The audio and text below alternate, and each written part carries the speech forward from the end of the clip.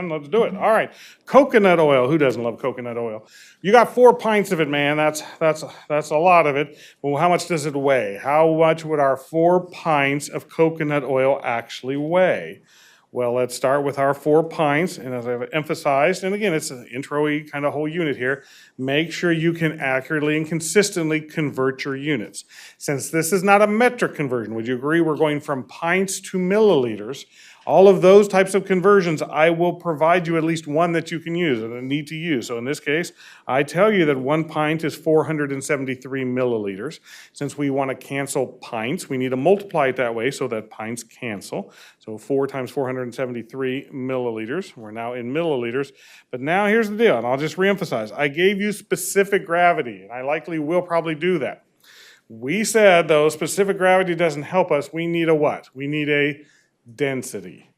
But we said that specific gravity is equal to density so long as you put what units with the density? Grams per mil. So 0.93 for specific gravity has no units, but if we're going to convert it to a density, we can convert it to 0.93 grams per milliliter. So using those units, and since I want to cancel milliliters, I'm going to multiply. So I use that number pulled down with grams per milliliter, and I multiply so that milliliters cancel, and I get grams in the end. Did you get 1760 grams?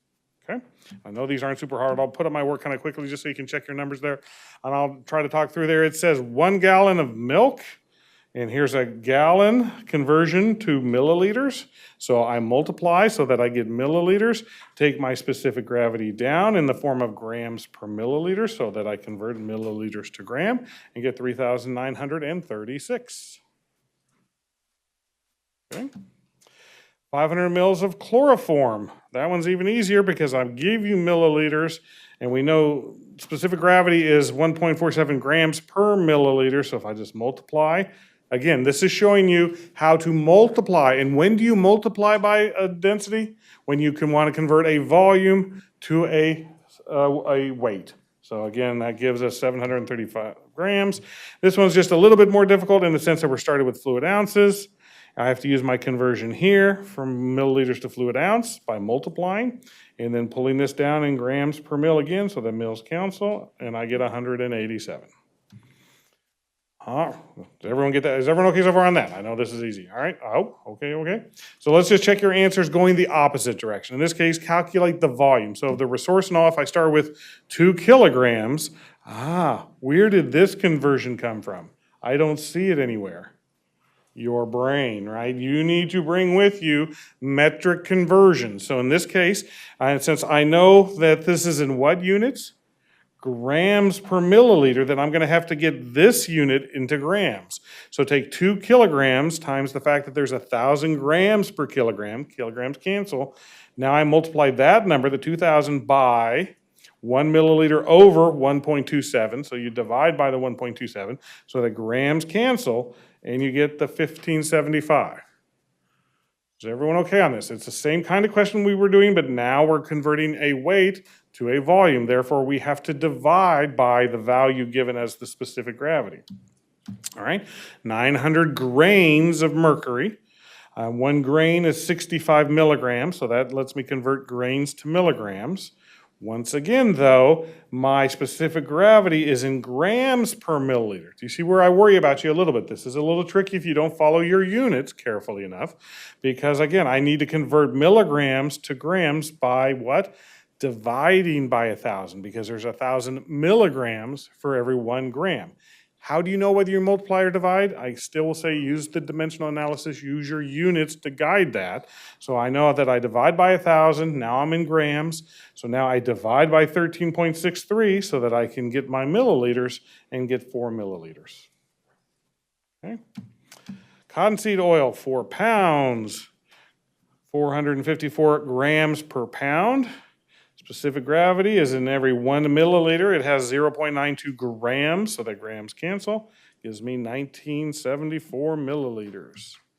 All right, and to end this, we're almost done. 6 ounces of formaldehyde, all right? When we have 28.35 grams per ounce, that would convert that into grams. And again, take my specific gravity down, convert it in the units of grams per mil. So for every 1 mil, 0.82 grams gives me 207 milliliters. Through these, so it's an interesting one. Here we got a formula, and this is the National Formulary's recipe for, if you will, formulation for cherry syrup, which is delicious. I have some in the lab if you want to try it. We compound suspensions with this, so it's my favorite. But cherry syrup is made, and here's why it's so good. 800 grams of sucrose. So you take 800 grams of sucrose, just a little bit of alcohol. That's not why I enjoy it. But anyway, so there's the 20 milliliters of alcohol. You can discuss that amongst yourselves. And then 475 milliliters of cherry juice. All right. Now, so in the end, what am I asking for? What is the weight? Well, easy to add the weight of sucrose because they gave us the weight of sucrose. So just realize from the formula, it's already in grams. I'm just pulling that down. So we got 3 ingredients. We need 3 weights. I got one of the 3.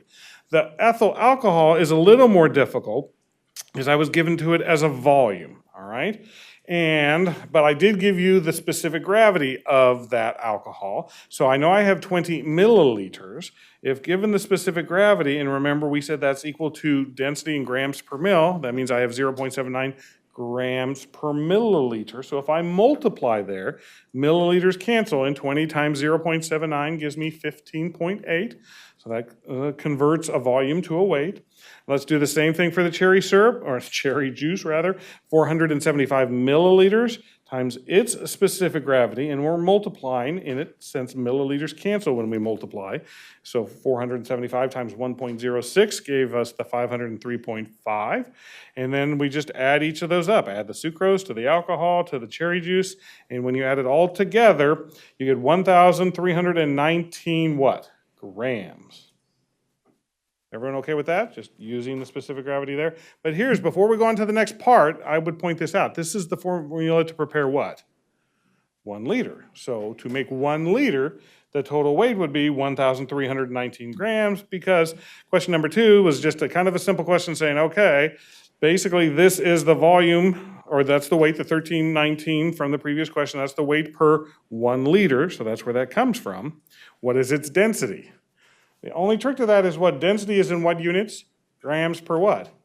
Milliliter. So the only trick to that one is to convert my liter to milliliters by dividing by 1,000, because 1 liter is 1,000 milliliters. So when you multiply, basically divide by 1,000, you get 1.32 rounding to the second decimal point.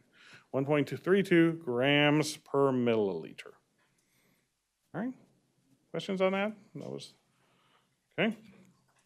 Now, question number 4. This one's, again, similar, but a couple of things to point out on these questions. This is a batch of how many? 10 troches, okay? And troches are kind of like lozenges that you kind of suck on. You don't just swallow them. So to make a lozenge, to make 10 lozenges, you need all of these things. So I tell you exactly what to use to make 10, all right? So now we know what to make 10. The question is, what is the weight of an individual troche? I have a recipe. I need to make 10 of them total. So why don't we just add everything up and then do what? Divide by 10. Don't forget, that's a little bit of the trick there. So the other trick is to add everything up in the same units. And since we're going to want to know the weight in grams, let's convert everything to grams. So again, the sildenafil was given to you in grams. The tadalafil was given to you as 400 milligrams. So we have to convert milligrams to grams by dividing by 1,000. So I know that weight now, both of these weights in grams. The silica gel was in milligrams, so 110 milligrams, again, divided by 1,000 to convert milligrams to grams is 0.11. Then we come to the 2 liquids, so we're going to use their specific gravities converted to density, multiply by them, so 0.9 times 3 is 2.7. And for the vanilla, we'll take 3 times the 1.04 to cancel those, and we all get grams. And then it gave us the troche base in grams. So really, it's just adding everything up. So if we add everything up here, we get the 15.77 total. So the trick at the end then is to remember to divide it by the fact that that was a recipe for 10 lozenges. Divided by 10, round it, I got 1.58. Okay? So these are not hard, I get that, but there are multiple steps. Do you see where you can mess up any one of those steps? If you're not careful with your multiplying and dividing, which I'll still emphasize, you use your units, and I'm still walking around seeing sadness when I don't see a lot of units written down here. But again, if you get the right answer, great, but remember, if you want to be able to see your own work or check your own work, write units down so that you're sure if you're doing it. Okay, this is the one, and there's my 1.61. There was a copy and paste error. It's right for this question, it's wrong for the other one. So anyways, let's just do this. What is the volume of water needed to reconstitute the oral suspension shown. Note, cephalexin has a density of 0.161 grams per milliliter. Wasn't this kind of like a question we had last time? Didn't we had talked about reconstituting stuff where we added 44 milliliters of water. The powder was a total of 80. We subtracted and we figured out what the powder volume was there. Now we're kind of going the opposite way, but we know different things. So in this case, we know the density of the powder. So can we convert the weight of the powder to a volume? Or we could go the other way, volume to the thing, but we could convert that because what we want is a volume of water. What volume do we know? I would argue we know one volume. We know the volume when everything is mixed. So I would write out on yours, total volume equals 100 milliliters. We have the total volume. And if you want the volume of water, what do you have to subtract from the total volume? The volume of the powder. So that's what we need to solve for. You see what I'm saying? As soon as we know the volume of the powder, we can subtract it from our total and get the water volume. So the whole trick to this is, how would we know how much powder is in there? Well, do we have a concentration? We do have a concentration, and we have a volume for that concentration. So why don't we take the 100 mils of liquid we know we get when it's reconstituted, right? Do you see where that comes from? The 100 mils from the bottle. Multiply it by its concentration. And again, here we want to convert the volume to a weight. So again, 100 milliliters times 250 milligrams per 5 milliliters. And make sure you don't mess up the concentration there. It's per 5. So is everyone okay so far? Do you see where the 100 comes from? Total volume times the concentration it says we get when it's mixed, which is 250 milligrams per mil. Now we got to convert though milligrams to grams. So again, I'm going to take that answer and divide by 1,000 simply so that my final answer is in grams. So if you take 100 times 250 divided by 5 divided by 1,000, you get 5. And the units on that is grams. Yay. Isn't that what we said? We wanted to take the total, basically volume, subtract the volume, oh wait a minute, subtract the volume of the powder, not the weight of the powder. So how can we convert the weight of the powder we just got to the volume it will occupy? What can we use? The specific gravity and or density that we converted to, all right? So now we have a density. So we take our 5 grams we solved for, now we divide by 0.161. All right, because the units of grams will cancel. So if we take 5 grams divided by 0.161, we get a volume in milliliters, 31 milliliters. All right, so wait a minute. Why does that say 200? That should be, let me check my own work here. Oh, there's a mess. All right, so I'm thinking I'm wrong on it. Wait a minute, where am I going? Chapter 5. Okay, so I got to fix that in my key, because what should the answer be? It should be 100 minus 31, which is that's the right answer there. Okay, so I just messed up with the thing there. Okay, I got all excited, because this is bad Larry, all right? Bad Larry Day, all right? That should be 100, because it comes from here. I want to make sure everyone's clear, all right? I know it's not super hard. That should have been the 100 minus the 31 milliliters that we saw from here, and that does give us the right answer of 69 milliliters.